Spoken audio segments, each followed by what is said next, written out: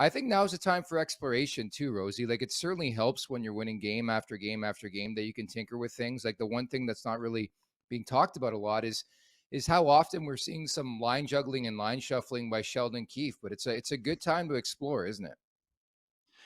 Yeah, it is. I mean, they've been doing it all year, and it hasn't been biting them in the ass at all. And I don't think Yeah. there's anything wrong with juggling things up, moving guys around, whether it's special teams or just in your lineup. But when these guys are used to playing with a whole bunch of different guys, you never know what's going to happen down the stretch. Maybe there's some important points that need to come down the stretch. Maybe you're fighting for first place there in your division, and you want to get that playoff spot. And guys are going down and injured, and you got to get thrown in with some guys you haven't played with, and all of a sudden it's like this shock.